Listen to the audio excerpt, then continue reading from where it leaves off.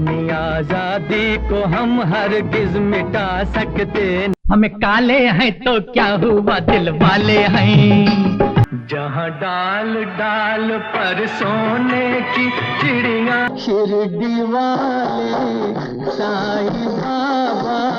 मस्त बहारों का मैं आशिक, मैं जो चाहे यार करूं। बार बार दिन ये आए, जान पहचान हो, जीना आसान हो। तू हिंदू बनेगा न मुसलमान बनेगा, कर चले हम फिदा। 14वीं का चांद हो। ये देश है वीर जवानों का, अलबेलों का, मस्तानों का। रफी साहब की आवाज में वो जादू था जो हर दिल को छू लेता था। उनकी आवाज अद्भुत थी। भक्ति गीत हो या रोमांटिक सॉन्ग्स, दर्द भरे गाने हो, हर इमोशन को उन्होंने अपनी आवाज से जीवंत कर दिया। एक कलाकार के रूप में उनकी महानता का अंदाजा इसी से लगाया जा सकता है कि आज भी युवा पीढ़ी उनके गानों को उतनी ही शिद्दत से सुनती है। यही तो है टाइमलेस आर्ट की पहचान। जी हाँ, अब भारत रत्न पर मोदी जी ने एक बार फिर से मुहर लगा दी। उनका तारीफ करने का अंदाज निराला था। देखकर तो यही लग रहा है कि मोदी जी भी बाथरूम में बैठकर रफी साहब के गीत ही गुनगुनाते होंगे। चल उड़ जा रे पंछी, या फिर शायद ये गीत गुनगुनाते होंगे। ये जिंदगी के मेले, ये जिंदगी के मेले। इसीलिए उन्होंने सोचा चलो ये शुभ कर्म भी हम निपटा ही लेते हैं। और यही वजह है कि उन्होंने 2 बार रफी साहब की तारीफ कर दी। पहली बार तारीफ की 24 दिसंबर के दिन उनकी 100वीं जयंती पर, और दूसरी बार तारीफ की मन की बात के माध्यम से। में वो जादू था जो हर दिल को छू लेता था। उनकी आवाज अद्भुत थी। भक्ति गीत हो या रोमांटिक सॉन्ग्स, दर्द भरे गाने हो, हर इमोशन को उन्होंने अपनी आवाज से जीवंत कर दिया। एक कलाकार के रूप में उनकी महानता का अंदाजा इसी से लगाया जा सकता है कि आज भी युवा पीढ़ी उनके गानों को उतनी ही शिद्दत से सुनती है। यही तो है टाइमलेस आर्ट की पहचान। एक बार नहीं, 2 बार करोड़ों लोगों के सामने तारीफ कर दी। अब ब्रह्मा विष्णु महेश ही इसे रोक सकते हैं, लेकिन ये तीनों नहीं रोकेंगे, क्योंकि रफी साहब को भारत रत्न मिले ये तीनों तो यही चाहते हैं। यही है कर्म का सिद्धांत। ये खेल इन तीनों ने रफी साहब के जन्म के समय ही रच दिया था कि तू जाकर लोगों का भला कर, तेरा भला ही होगा। भला करोगे तो भला ही होगा, और बुरा करोगे तो कोई नहीं बचा पाएगा। भला करने वाले। मैं कनिका, सुहाना सफर से। भगवान श्री कृष्ण कहते हैं कि संसार में सभी मनुष्य कर्म करने के लिए आजाद है। कोई भी मनुष्य कुछ भी कर्म करे, मैं उसमें कोई दखलंदाजी नहीं करता।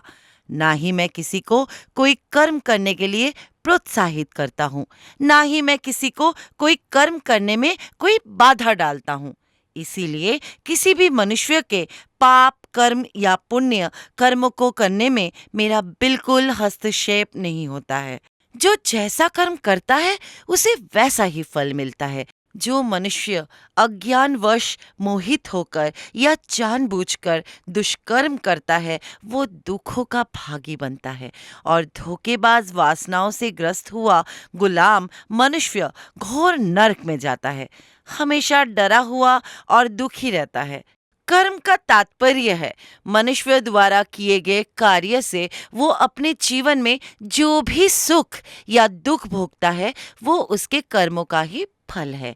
आज रफी साहब YouTube पर छाए हुए हैं, तमाम वीडियो बन रहे हैं, तमाम आर्टिकल भी लिखे जा रहे हैं उन पर कि उन्हें भारत रत्न मिले। ये अच्छे कर्म का ही तो नतीजा है। कर्म का सिद्धांत अत्यंत कठोर है। जहां अच्छे कर्म इंसान के जीवन को प्रगति की दिशा में ले जाते हैं, वही बुरे कर्म, अच्छे कर्म, निंदनीय कर्म उसे पतन की ओर ले जाते हैं। आज न केवल रफ़ी साहब के समकालीन लोग बल्कि आज की युवा पीढ़ी भी रफ़ी साहब को सुन रही है, बल्कि सलाम भी कर रही है।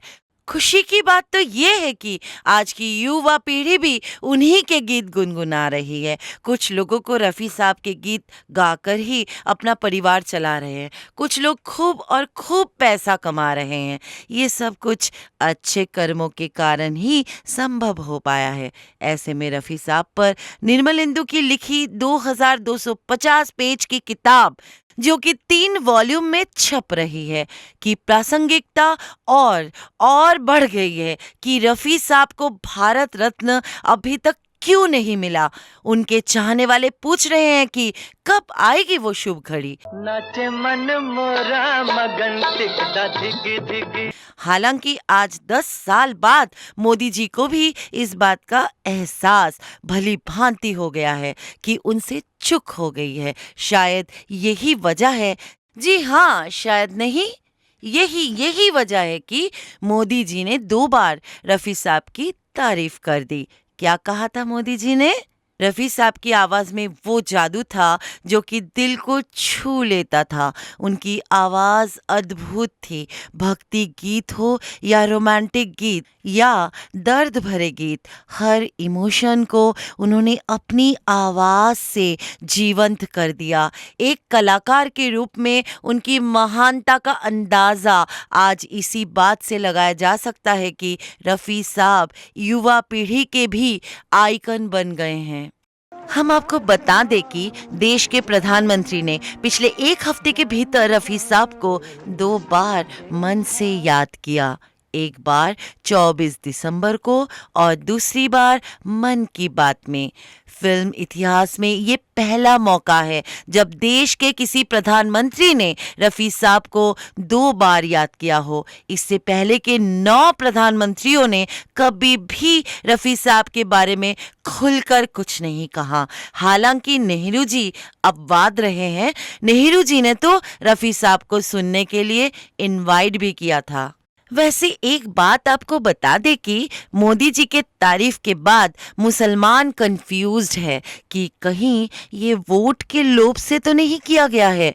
हालांकि कुछ लोग ये भी कह रहे हैं कि अगर रफ़ी साहब को भारत रत्न नहीं दिया गया तो मुस्लिम समुदाय को इस सरकार से भरोसा उठ जाएगा। तू हिंदू बनेगा न मुसलमान बनेगा। ऐसे में अगर मैं कहूं कि मोदी जी ने रफ़ी साहब को भारत रत्न देने का ऐलान कर दिया तो लोगों की नजरों में मोदी जी की इज्जत और बढ़ जाएगी। रफ़ी साहब के कुछ चाहने वालों ने भी कहा है कि मोहम्मद रफ़ी को भारत रत्न मिलने से भारत रत्न की अहमियत और ज़्यादा बढ़ जाएगी। तो शायद गलत नहीं होगा, क्योंकि ना तो वो हिंदू थे और ना वो एक मुसलमान, वो एक सच्चे फरिश्ता इंसान थे। सच तो यही है कि मोहम्मद रफ़ी सिर्फ मुसलमानों के नहीं, पूरे देश के हर धर्म के वो एक महान कलाकार है।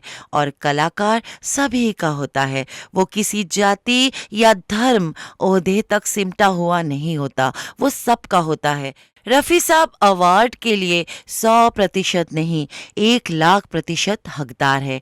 उन जैसा गायक ना तो आज तक हुआ है और ना ही कभी होगा। मुझे दर्द दिल का पता न था, मुझे आप किस लिए मिल गए, मैं अकेले यूं ही मजे में था, मुझे आप किस लिए मिल गए।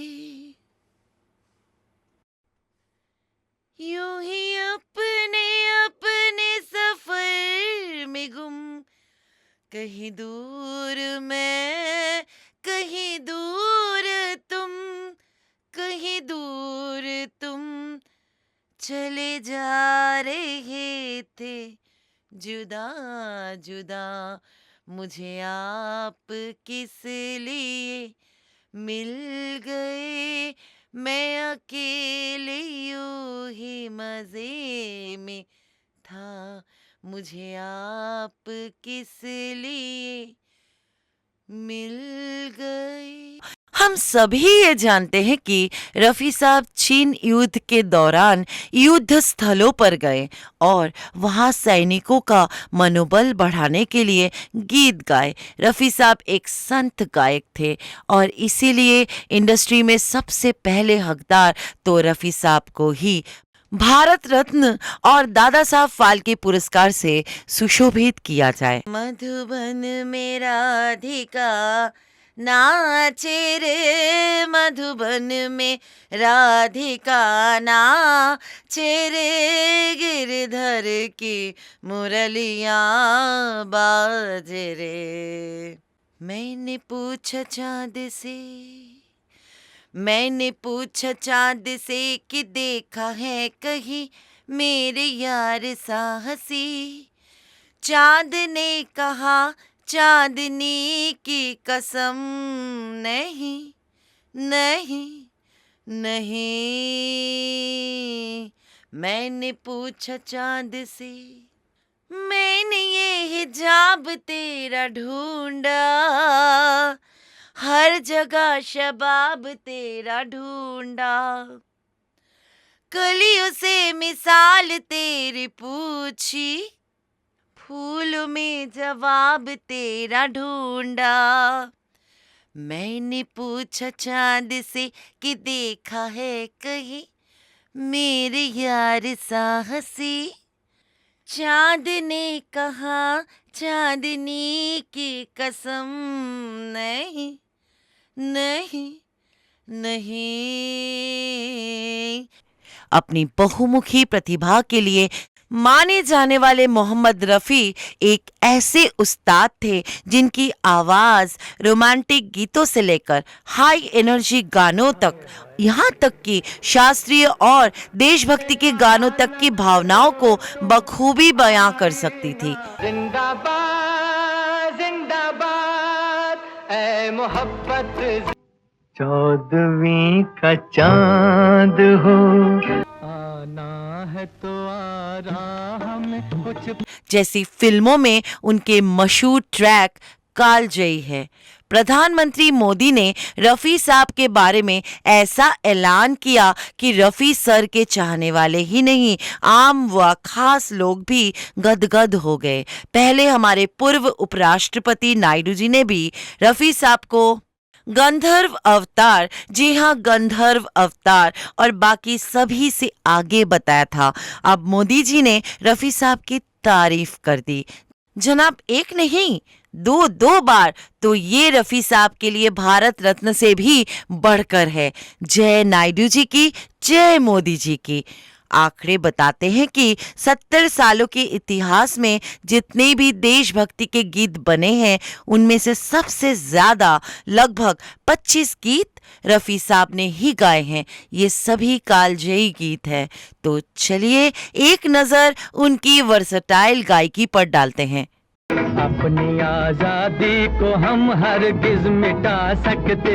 ये देश है वीर जवानों का, अलबेलों का, मस्तानों का। आए बहार बन के लुभा, जहाँ डाल डाल पर सोने की चिड़िया। हमें काले हैं तो क्या हुआ, दिल वाले हैं। ये तेरी सादगी, जय रघुनंदन जय सिया राम। शिरडी वाले साईं बाबा, मस्त बहारों का मैं आशिक, मैं जो चाहे यार करूं। बार बार दिन ये आए, जान पहचान हो, जीना आसान हो। रफ़ी साहब सदियों तक याद किए जाएंगे। उनकी आवाज में अदम्य जोश, राष्ट्र के प्रति समर्पण भाव और वतन पर निछावर कर देने वाला एक अलग तरह का जज्बा दिखाई देता है। यही वजह है कि संगीतकारों ने देशभक्ति के गीतों के लिए उनकी आवाज को ही ज्यादा पसंद किया। भी गाने सुने आप लोगों ने, ये सब रफ़ी साहब द्वारा गाए गए हैं। इस प्रकार के देशभक्ति गीतों को कौन ना पसंद कर सकता है। इस प्रकार के लोग हमेशा रफ़ी साहब के धर्म के कारण उनके विरोधी रहे हैं। रफ़ी साहब विश्व की रीढ़ है। उनका योगदान इस विश्व के सभी लोगों के उत्थान के लिए सबसे अधिक है। लगभग एक सदी के भारतीय सिने संगीत इतिहास में 2 ही ऐसे महानतम स्वर हैं जिनके गायन में भारत की आत्मा प्रतिबिंबित होती है। पहला स्त्री स्वर में कोकिल कंठी लता मंगेशकर